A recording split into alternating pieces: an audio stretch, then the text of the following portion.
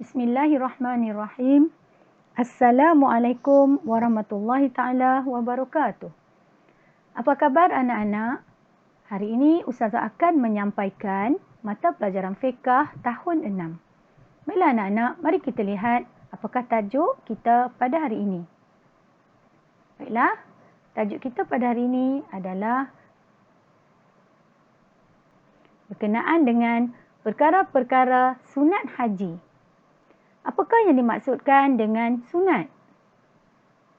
Okey, sunat di sini ialah sesuatu yang diberi pahala jika dikerjakan dan tidak berdosa apabila meninggalkannya.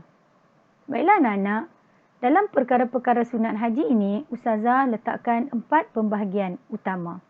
Mari kita lihat pembahagian yang pertama berkenaan dengan perkara sunat. Perkara sunat yang pertama adalah berkenaan dengan amalan sunat yang perlu kita lakukan sebelum kita berniat ihram. Iaitu amalan sunat ini dilakukan sebelum kita berniat ihram. Suka Ustazah ingatkan kepada anak-anak semua, perkara yang akan kita pelajari pada hari ini hendaklah dilakukan sunatnya sebelum kita berniat ihram. Apa dia?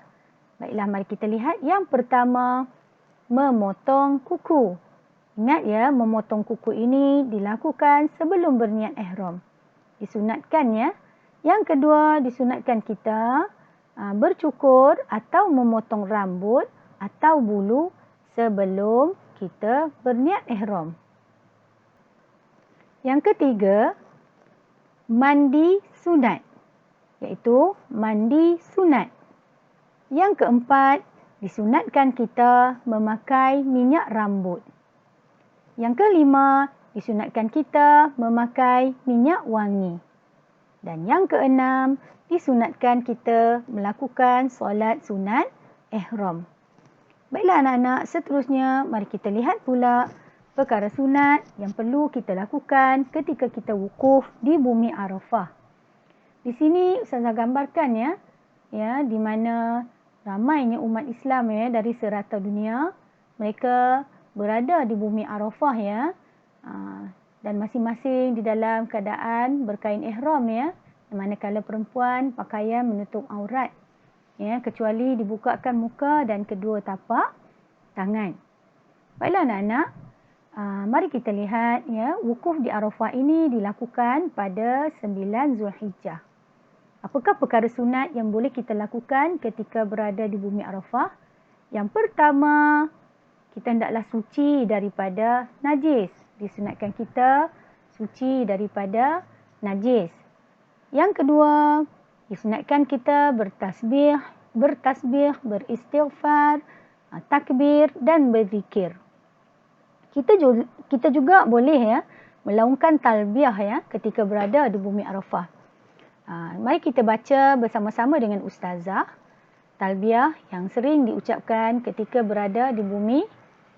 Baik. Labbaik Allahumma labbaik. Labbaik la syarika laka labbaik. Innal hamda wan ni'mata laka wal mulk la syarika lak. Ini salah satu ya bacaan talbiyah ya. Kita lihat maknanya di sini. Hamba-Mu datang menyahut panggilan-Mu ya Allah. Hamba-Mu datang menyahut panggilan-Mu ya Allah. Hamba-Mu datang menyahut panggilan-Mu ya Allah. Tuhan yang tiada sekutu bagi-Mu. Hamba-Mu datang menyahut panggilan-Mu. Sesungguhnya segala puji dan nikmat dan kerajaan adalah kepunyaan-Mu, tiada sekutu bagi-Mu. Ini maksud daripada talbiyah yang kita bacakan tadi. Baiklah, seterusnya perkara sunat yang ketiga, iaitu kita disunatkan memperbanyakkan membaca Al-Quran. Seterusnya yang keempat, memperbanyakkan solat sunat. Dan yang terakhir, memperbanyakkan berdoa ya, memperbanyakkan berdoa. Ketika kita berada di bumi Arafah, kita digalakkan ya berdoa ya. Kerana ketika ini pada 9 Zulhijjah itu adalah waktu di mana di bumi Arafah ini doa-doa amat mustajab. Jadi kita digalakkan memperbanyakkan berdoa. Mohonlah apa saja yang kita nak daripada Allah ya, dengan doa-doa yang baik. Baiklah, seterusnya mari kita lihat perkara sunat yang boleh kita lakukan ketika tawaf. Tawaf ini adalah mengelilingi Kaabah secara arah lawan jam ya, sebanyak 7 pusingan bermula daripada Hajarul Aswad sebanyak 7 kali. Baiklah, mari kita lihat apakah perkara sunat yang boleh kita lakukan ketika kita melakukan tawaf. Yang pertama, kita boleh berjalan kaki ya. Kita disunatkan berjalan kaki. Namun begitu, bagi mereka yang uzur, maka dibolehkan menaiki kereta surung ya, ataupun kita boleh naik skuter yang disediakan oleh skuter elektrik oleh Arab Saudi ya. Kita boleh gunakan untuk tawaf bagi mereka yang uzur. Okey, ataupun bagi mereka yang sakit boleh juga menggunakan kerusi roda ya, dan tawaf di tempat yang telah dikhaskan oleh Arab Saudi.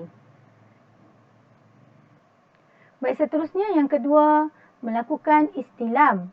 Iaitu istilam ini bermaksud melambai-lambai ke arah Hajarul Aswad.